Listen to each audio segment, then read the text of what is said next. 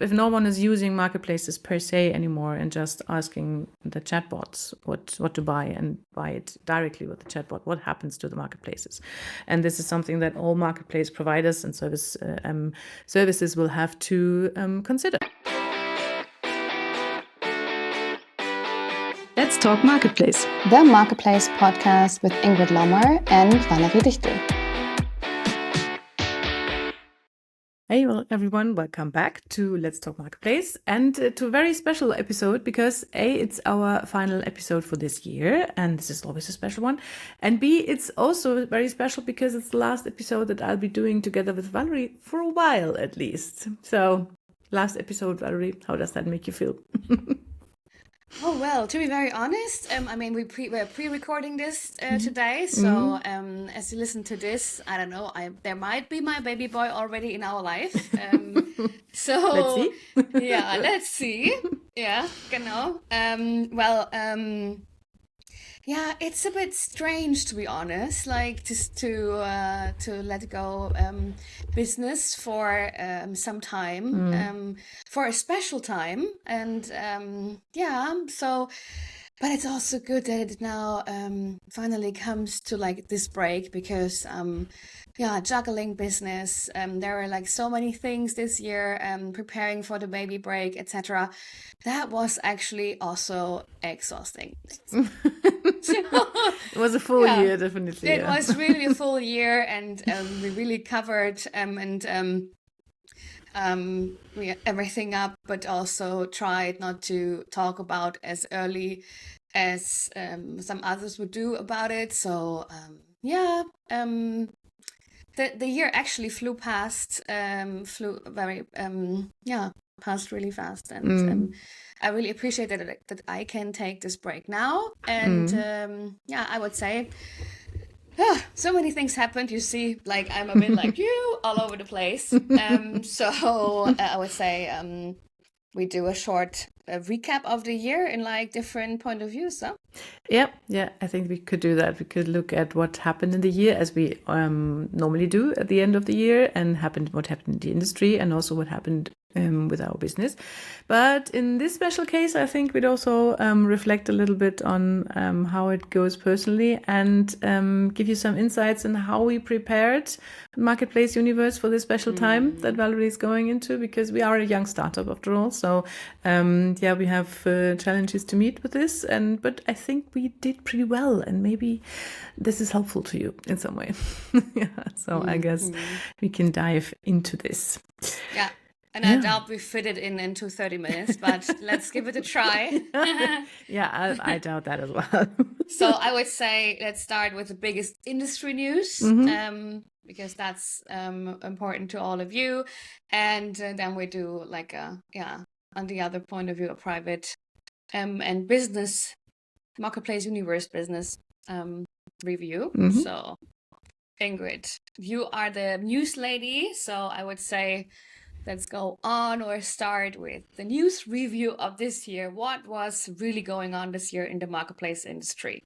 Yeah, I had a look at our newsletter archive, which is really helpful. That our colleague Christiane always puts each newsletter that we send out to you in one box, and then we can have a look at it at the end of the year. And it's always interesting because the year does flow by, and you do forget things very quickly. And then you look at the stuff and go like, yeah, all right, that happened, and that was actually quite big.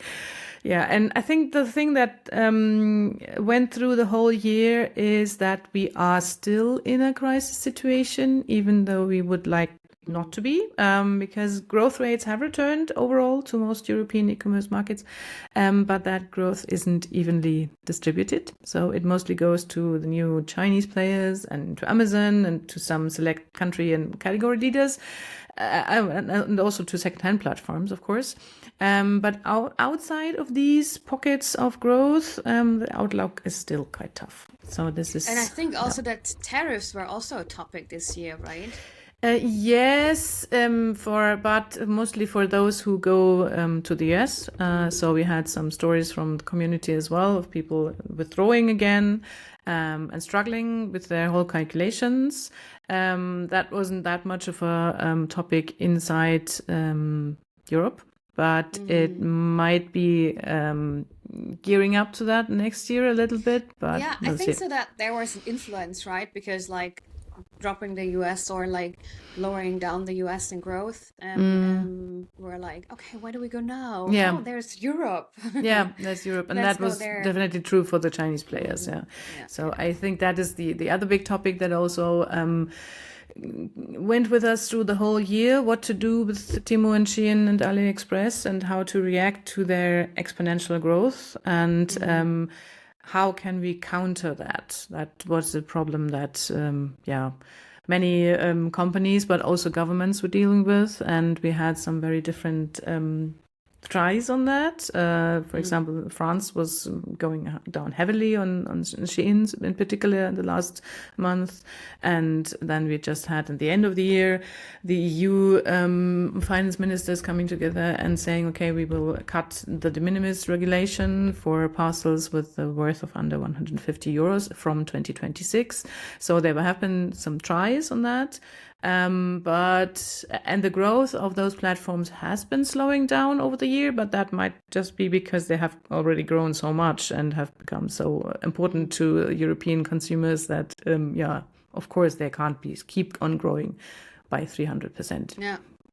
Maybe we also have to mention that we record this episode right before Black Friday. So if something happened in December, that's not part of that. Yeah, we didn't cover it in this episode, but definitely in other episodes you will have with Ingrid together. Yeah, that's true. And yeah, so we have like the topics you already mentioned, and what we also see is a huge shift and influence by AI, right? Yes. Like there are several different cases in several different marketplaces, service partner topics. I think the biggest one was that ChatGPT rolled out their in-chat shopping. So that was I tried happened. this. That was like that happened like last week to me. I was like.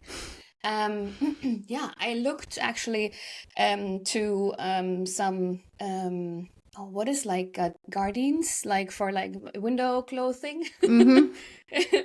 And I asked ChatGPT like, hey, I want to have it like feng shui wise, and I want to have like this color. I have it already in this room. And then he was like, okay, yeah, what like price do you want, like what shops do you want, etc. And then he gave me actually with the links, shop links with to the products I could buy in the sizes I wanted. I was like, okay, that's crazy.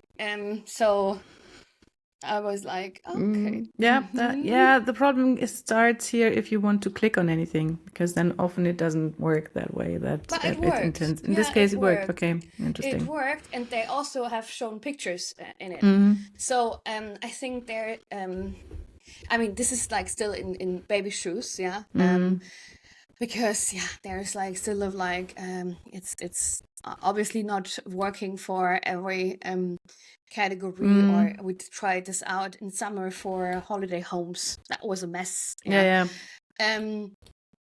But I mean, that's just 3 or 4 months ago, and the speed of evolving AI and influencing our daily work life orders, that's insane. And there is so much more coming.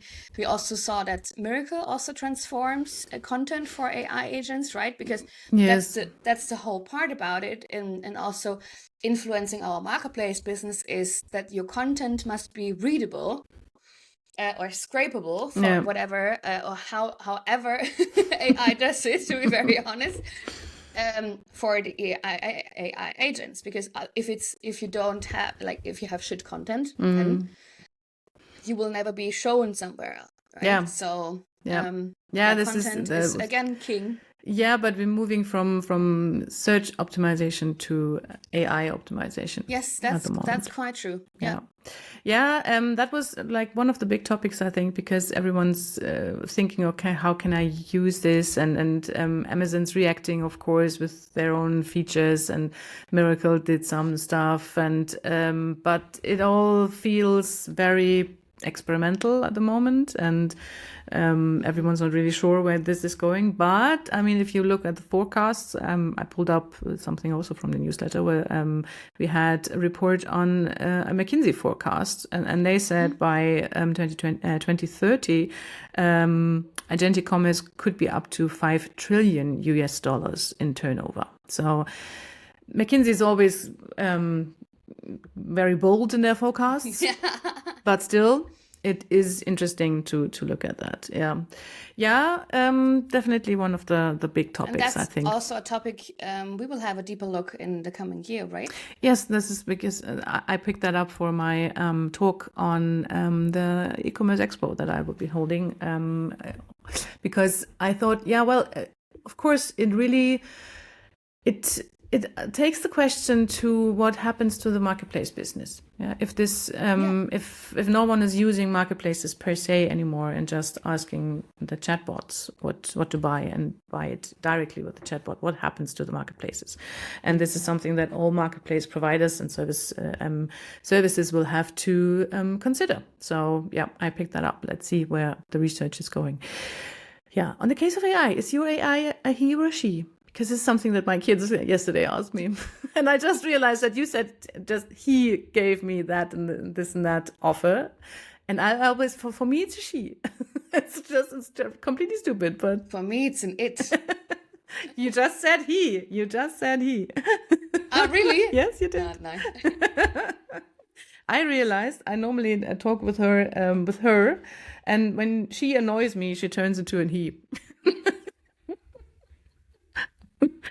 Might be something I should talk to my husband about, maybe. So I guess that is, agentic commerce is one of the things. And maybe on a little less global note, we had a lot of talk about TikTok Shop this year, because they started out in Central Europe. And there was a lot of, does it work for Europe or not? And there were a lot of high-profile accounts that pulled out again, for example, About You, after just a few weeks. But it seems to be doing quite well. If you look now at the numbers, it has a solid growth in most of the Central European countries, and there's also a solid turnover happening there. So that seems as if it is establishing itself. Yeah, and it's again depending on the products you sell, the target group you want to reach, right? The prices you share. So this is definitely what we already got, and also that the economy around it needs also to grow, because, for example, in the UK they are much more faster because they have TikTok Shop already implemented, but for example in Germany they are like TikTok studios like. There's not really like video studios for it, or service partners are just building up or starting. So this needs to grow. And as we know, the European people are a bit, just a tiny bit less speedy than the Chinese. So in China, there's all this like operational stuff you need to have such channels or live shopping, etc. That's already there. They are already used to it, which we are in Europe not yet. So let's see how this will evolve as well. But it's super important. Yeah, and absolutely an interesting new channel to look at. Yeah, also brings us to the topic of internationalization of marketplaces, right? Yeah. What we see is that many marketplaces located in Europe are also growing and expanding to other countries in Europe, mainly. Yes. Yep. So there were like a lot of happening this year. Yeah, we had some international pushes by B&Q and OnBuy and Bol, MediaMarkt, Kaufland, Zalando, Verbaudet, you name it. There was really plenty of those stories. And well, it figures really. I mean, if you look at the growth numbers and at the problems that as we talked about in the beginning, we are still in a crisis situation. So of course the marketplaces need to look for new areas to grow. And internationalization is something that is on top of their minds, as it is for retailers and brands, by the way, because I really noticed also from our communities and from our Connect events, internationalization is something that is high on the agenda for everyone. It's just because they're looking for new areas of growth. Yeah, and Zalando and About You also merged finally. Yes. Yeah. So last year it was like, oh, they're maybe going to, and now it's like, okay, it happened. Yeah, it happened. We did. I remember that we had That to was in include that like December. last minute in our last year's review because it happens, I think, 2 weeks before Christmas or something. So yeah, that happened, and About You seems to be establishing themselves as the more easygoing smaller brother in a way. Yeah, so the easier to enter as a fashion brand, as a small fashion brand platform. And Zalando is more like the big brother with a huge bodyguard who says like, you're not important enough, you're not big enough, you're not matching to our brand approval guides. Bye-bye. Go to About You, maybe. Let's see. That's the feeling I have right now. You did a webinar on that, which nicely brings us to our review on what happened with the Marketplace Universe, because that was just one webinar of lots that we did last year. 12. Out of 12. Out of 12 webinars we did this year. That was quite crazy, actually. Yeah, I mean, imagine we started beginning of January 2024, like on the background with our business in the Marketplace Universe. Now we have almost finished the first full year. We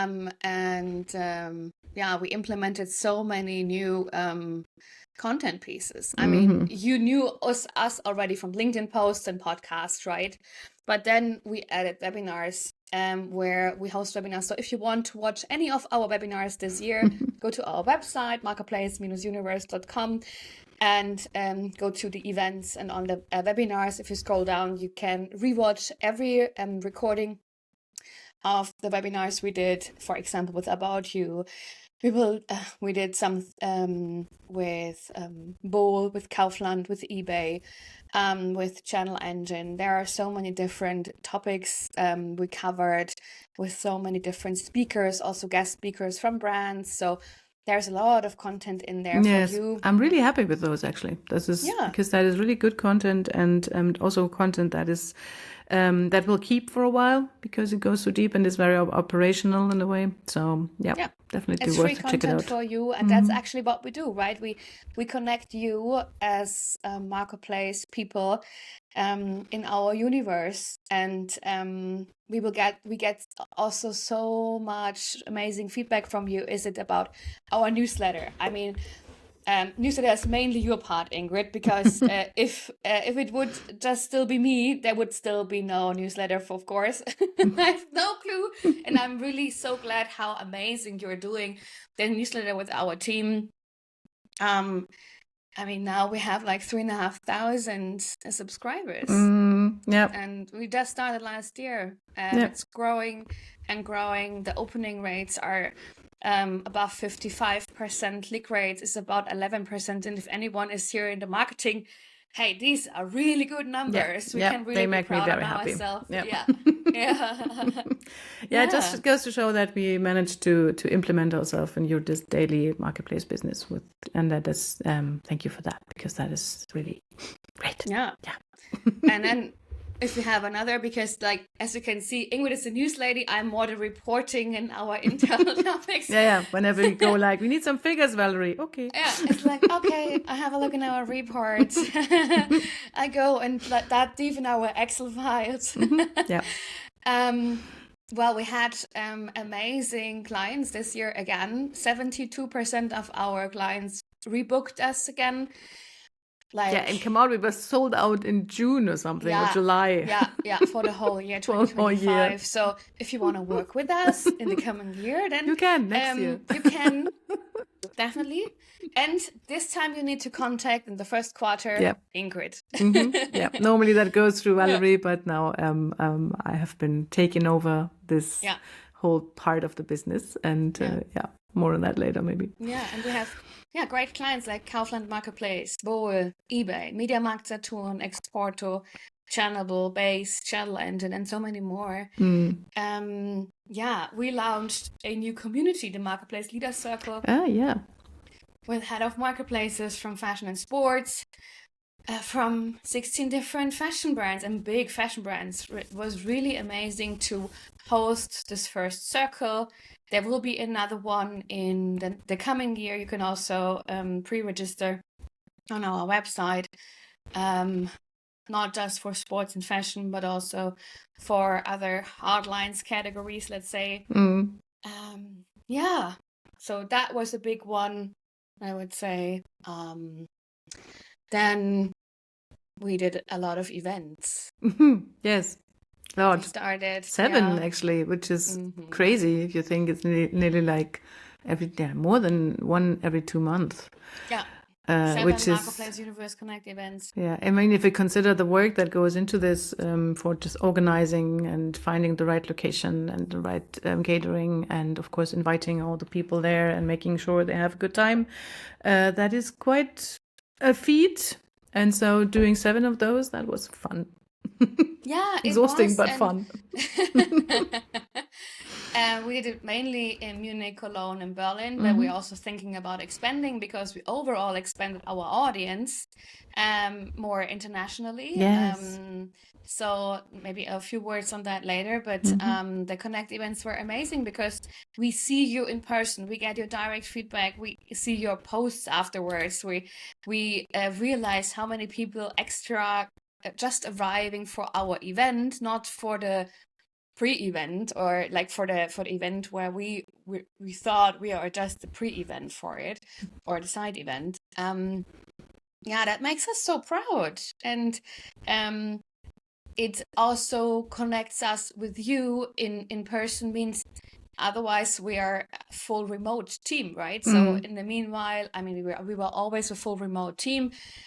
You and me, we are seeing each other once a month or something. About that in person, Yeah, yes, in like person. yeah, on If it's camera not on every event. day.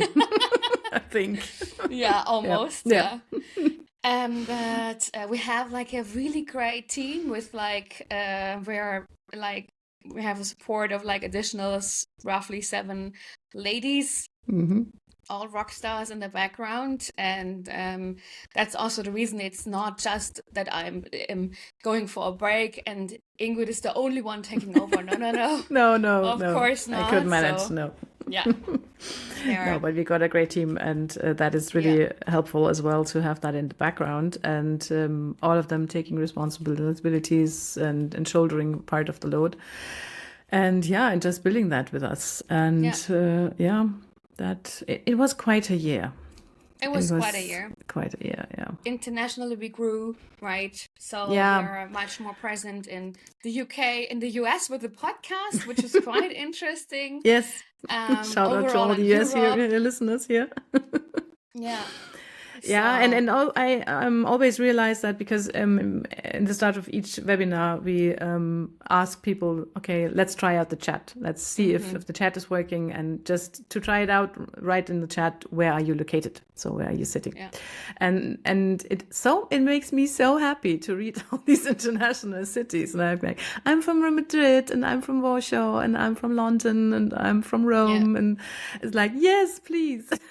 Welcome, all of Europe. That's what I wanted. That's really cool. Yeah. And so this is why we are thinking about expanding our Connects events in a bit more international, maybe as well. So let's see if that works out. Yeah, and our LinkedIn profiles grew as well. So and especially in a time where it's getting harder and harder.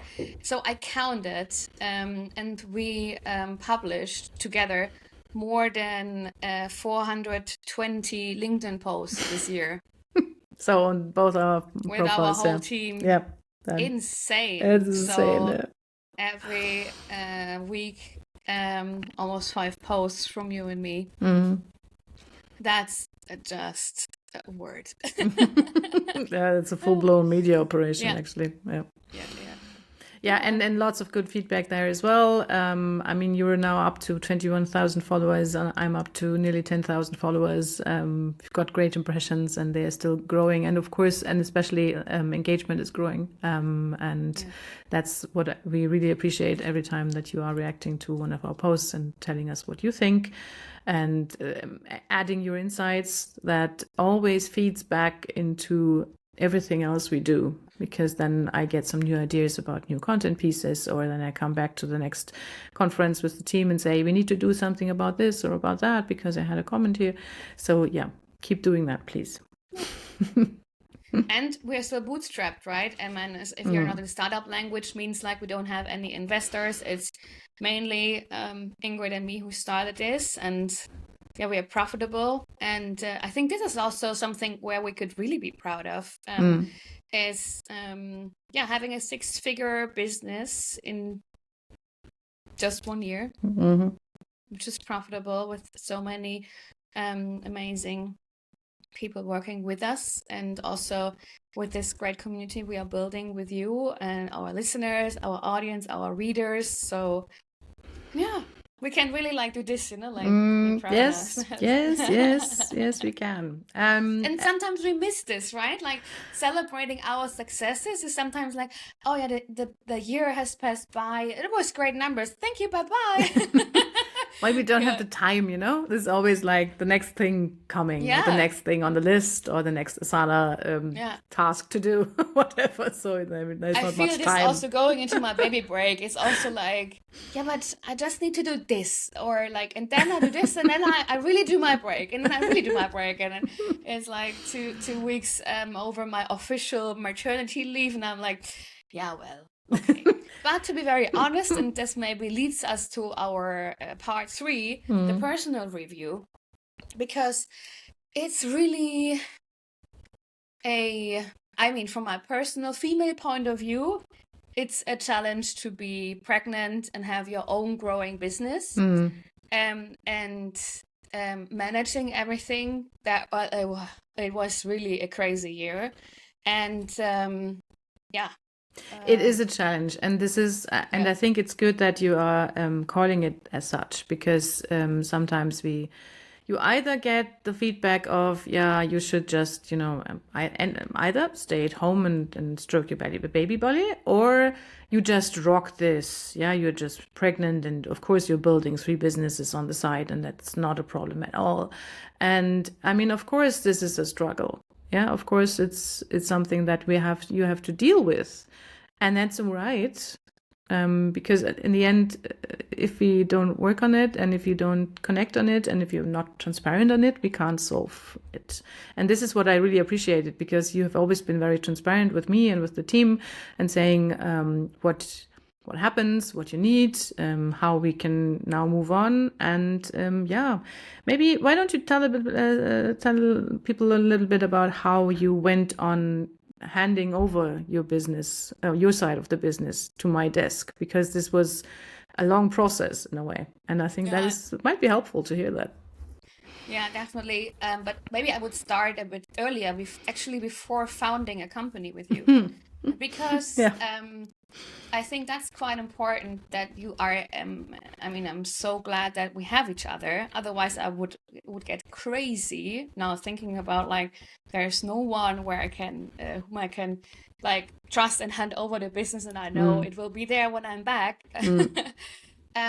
That we spoke before we founded together about our private goals in life. Yeah, and that you knew before we signed the papers. Hey, you knew I really want to become a mom, right? Because otherwise, if you're founding together and then someone says you're like 1.5 years, not even 1 year later, to be after signing the documents, like, hey, you know what? There's by the way, yeah. I mean, you were somehow prepared about this message. Maybe not as fast, but to be honest, I was also not prepared that it happened as fast as it went. So, I mean, I'm also not the youngest anymore, and we were like, yeah, that will take time. It didn't. Luckily, it was like, yeah. And then I was like, okay, I really need to tell her as soon as possible. Yeah, because I mean, if you are working so close together, then you get a feeling about like, oh, well, she's not well today, or there's something happening. And if you don't share it openly, then no one can support you. Yes. And then there's also like, what's going on there, right? So I think it's very, very important to be transparent, open, and honest with your business partner or co-founder. And I mean, as also we have some people of my family in our team, that was also sometimes a bit like some new, some didn't knew. So which also involved the team very early, but Quite to be very early. honest, our audience, I kept it very long hidden, as long as it was possible, because I mean, we were in conferences and there was, man, didn't went everything quite smooth. I had like I was not feeling well in Berlin when we were at the K5 conference, and I was so happy you were there.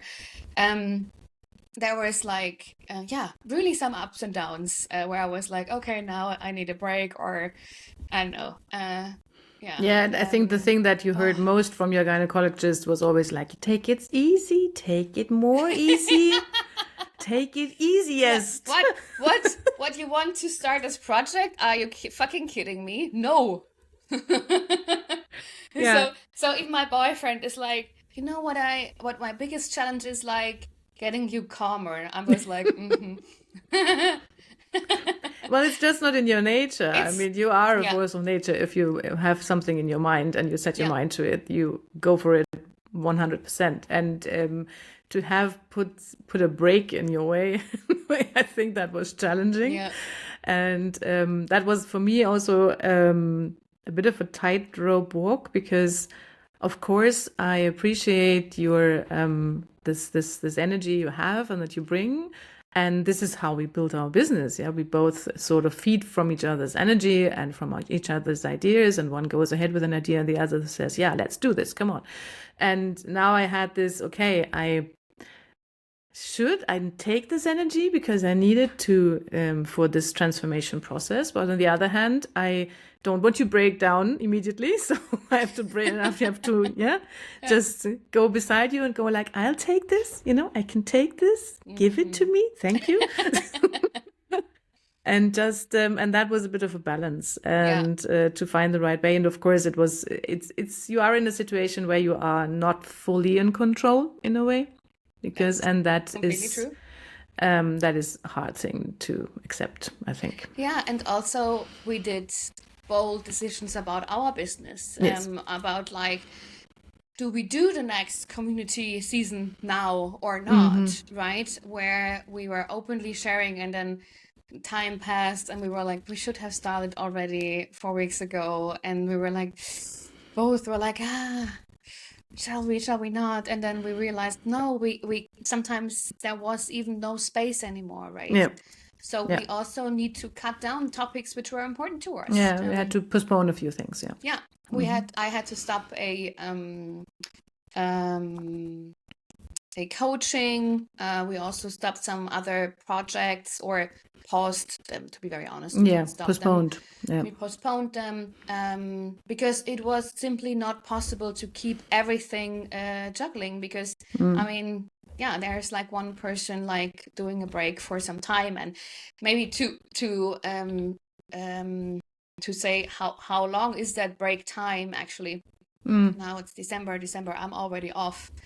And then we planned that I come back in April 2026. So it's not forever.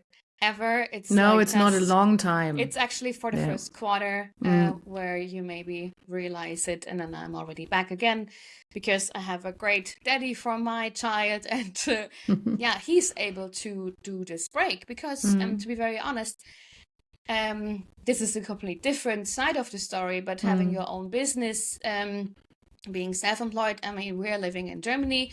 To be very honest, it's really not as easy to say like, you know what, like I go for a break for 1 year. No, it's simply not possible. If you want that your business is still growing, and and also from a financial point of view. From a financial point of view. So there's like really small support, and So it's both. It's actually, I don't want to break too long, Mm. as from my energy wise, etc. But also it's just difficult Mm. in realizing it. Yeah, Yeah. yeah.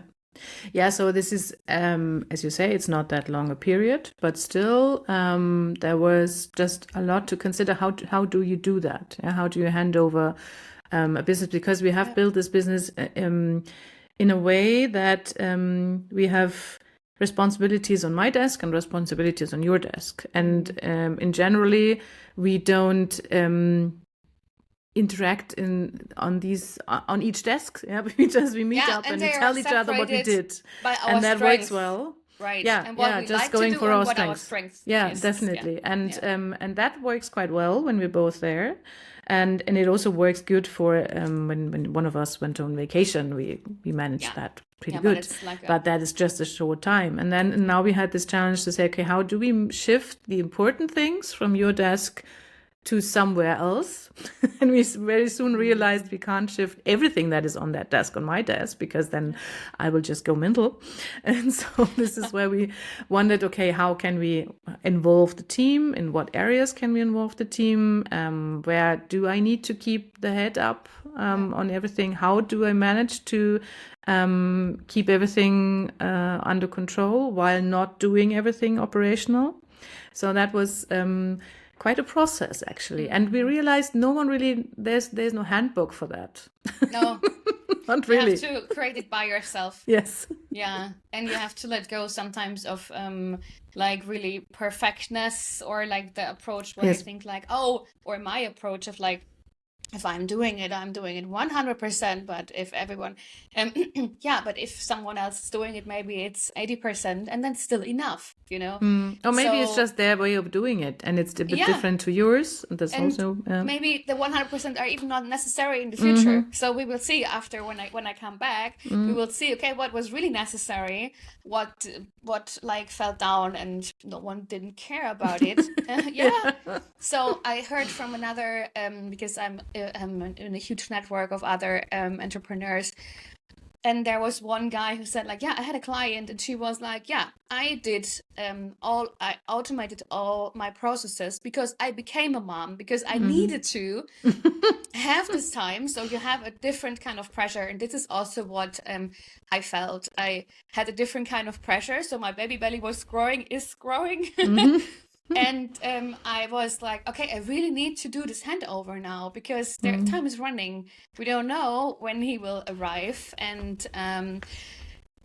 so there was like, okay, I really need to keep things going, to do the handover, to prepare everything for the team, for Ingrid. And we really had luckily enough time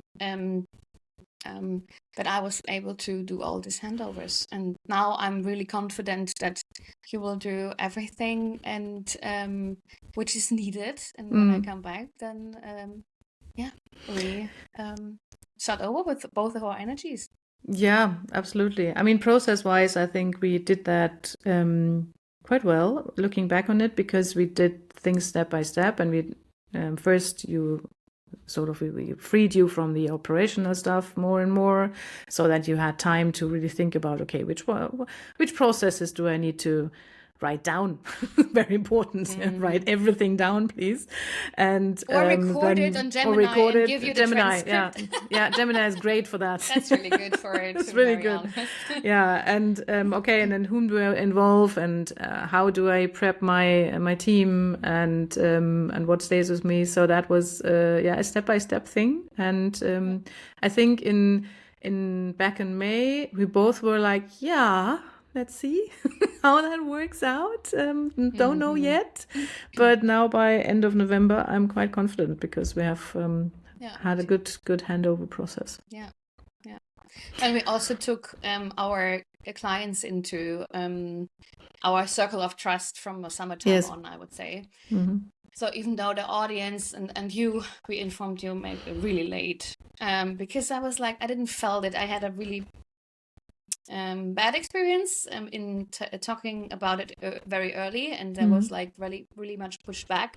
And I was like, well, maybe I like keep it for myself. And then there were some people who got it on events, but yeah, I think that was quite a good way because we never know what happens, right? Well, you feel vulnerable in a way. Yeah, and you are. It's not just you feel, you are, and there are so many different point of views from the outside. Also, especially if you are business owners, like there are also,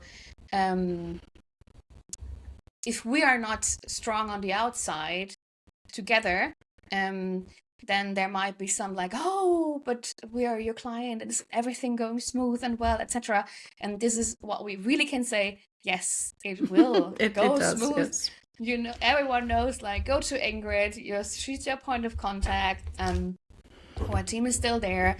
And to be very honest, in our operational daily tasks, often you don't find me doing a lot. Yeah, that was most of them on my desk anyway. Yes. Already. So I'm really glad I don't have to cover you as long as you have to cover me.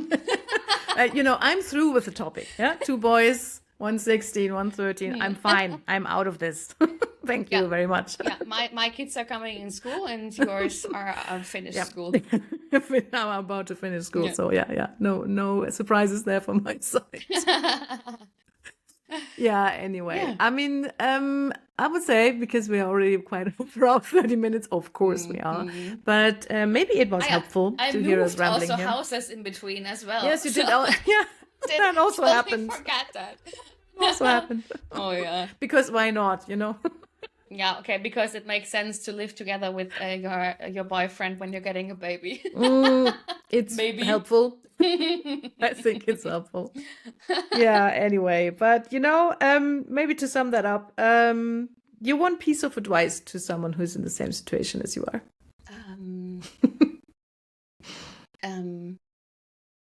Be prepared. And be honest and open with your co-founder if you have one. But with your team, yeah, I have one luckily. But be transparent to the people who are close to you. Mm-hmm. Yeah, I think that's really, really important. And then prepare your handover quite well, and give yourself also more time than you would think, because the more the baby belly grows, the less energy you have. Mm-hmm. And this is also what I'm not used to. I'm always like 120%, and now I'm like 70. I'm like, nah. So yeah. Right. Okay, my dear. Then I would say for Let's Talk Marketplace, thank you very much for every episode we did together. And I'm very much looking forward to the next one we're doing together, maybe in May or in April already. We'll see. Yes, we will see. Okay. And I thank you to you for listening. Right. Yeah. Bye-bye. And then bye-bye. Bye-bye.